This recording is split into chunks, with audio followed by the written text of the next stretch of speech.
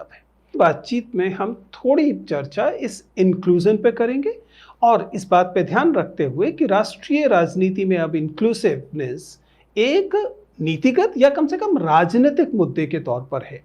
इसलिए किसी भी सजग और सचेत व्यक्ति को उसके बारे में जानकारी होनी चाहिए। तो सबसे पहले तो ये इंक्लूजन, जिसे हम हिंदी में समावेशन कहते हैं, ये समझें कि इसका मतलब क्या है। रोचक बात यह है कि इंक्लूजन अपने आप में कोई अतिरिक्त तौर पर परिभाषित चीज होने की बजाय यह एक नीति में भी और अन्यथा भी उपचारात्मक गतिविधि है। जब हम उपचारात्मक कहते हैं तो इसका मतलब है कि रेमेडियल है। इंक्लूजन अपने आप में एक बिंदु नहीं है, एक्सक्लूजन एक दिक्कत है और इस एक्सक्लूजन से पार पाने के लिए, उस एक्सक्लूजन का इलाज करने के लिए, उस एक्सक्लूजन का उपचार करने के लिए इंक्लूजन को नीतियों में शामिल करना पड़ता है। हम चाहे एसडीजीज की बात करें, चाहे यूनाइटेड नेशंस की बात करें, लगातार वहां पर डाइवर्सिटी और इंक्लूजन, विशेष तौर पर इंक्लूजन की बात होती है। लेकिन जैसा मैंने कहा कि इंक्लूजन अपने आप में परिभाषित करने की बजाय हमें एक्सक्लूजन को समझना पड़ता है और एक्सक्लूजन के उपचार के तौर पर हम इंक्लूजन लेकर आते हैं। तो फिर एक्सक्लूजन क्या है?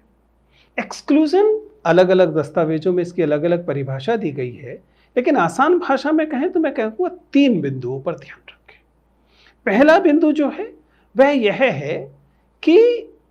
जब हम किसी समुदाय, किसी भी समूह, किसी भी व्यक्ति को ऐसी स्थिति में रखते हैं जिस स्थिति में उस व्यक्ति को बराबर के हक नहीं मिल पा रहे होते, रिसोर्सेज में, संसाधनों में, तो जब भी किसी व्यक्ति के किसी समुदाय या समूह का हिस्सा होने की वजह से उसे गैर बराबर, अनइक्वल रिसोर्सेज मिलते हैं, तो ये एक्सक्लूजन होता है। इसी तरह से एक्सक्लूजन का जो दूसरा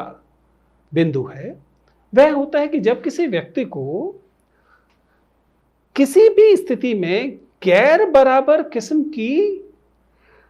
हम कहें कि प्रतिनिधित्व मिल रहा होता है, पार्टिसिपेशन, भागीदारी मिल रही होती है,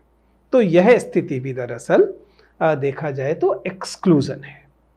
तीसरी स्थिति स्वाभाविक है, इन वजहों से अगर संरचनागत तौर पर ऐसी स्थिति पैदा हो जाए जिसमें किसी व्यक्ति को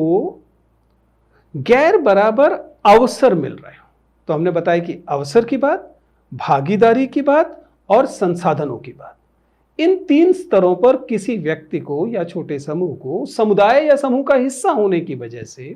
गैर बराबरी मिल रही हो, तो ये है एक्सक्लूजन। और अगर ये एक्सक्लूजन है तो फिर इसका मतलब हुआ कि ऐसी नीतियां, जिन नीतियों में हम बात करते हैं कि एक्सक्लूजन के परिणामों को दूर किया जाए, ऐसे तरीके, ऐसा विचार कि एक्सक्लूजन को हम किन तरीकों से दूर करेंगे, वह स्थिति इंक्लूजन कहलाती है। इंक्लूजन जो है वह नीतियों के स्तर पर हो सकता है, इंक्लूजन जो है वह सामाजिक प्रतिबद्धता के तौर पर हो सकता है और व्यक्तिगत झुकाव के तौर पर भी हो सकता है। अब यदि देश की मान लीजिए 26 पार्टियों ने घोषित किया, भले ही राजनीतिक वजहों से घोषित किया, राजनीति इतनी बुरी चीज भी नहीं है, कि वे इंक्लूजन को, इंक्लूसिवनेस को अपने पॉलिटिकल प्लैंक का केंद्रीय हिस्सा रखेंगे, तो इससे 2 चीजें स्पष्ट होती हैं। पहली बात कि हमारी राजनीति में वो शायद परिपक्वता अब आ रही है कि हम समझें कि समाज को इंक्लूसिवनेस की जरूरत है, और दूसरा शायद राजनीतिक तौर पर ये पार्टियां ये आरोप लगाने की कोशिश कर रही हैं कि जिस सरकार के विरुद्ध या जिस गठबंधन के विरुद्ध वे चुनाव लड़ने जा रही हैं उसकी पॉलिसीज क्लूड करने वाली हैं, बहिष्करण करने वाली है। दैट अपार्ट, हम लोग, जैसा हमने कहा कि हम उसके राजनीतिक विश्लेषण पर फिलहाल नहीं जा रहे हैं, लेकिन जिस बिंदु को हम समझने की कोशिश कर रहे हैं वह यह है कि आखिर ये इंक्लूजन अंतर्राष्ट्रीय जगत पर भी और राष्ट्रीय स्तर पर भी इतना महत्वपूर्ण घटक क्यों हो गया है, और क्या हम लोगों को एक परीक्षार्थी के तौर पर, युवाओं के तौर पर, विद्यार्थियों के तौर पर इस बात को समझने की आवश्यकता नहीं है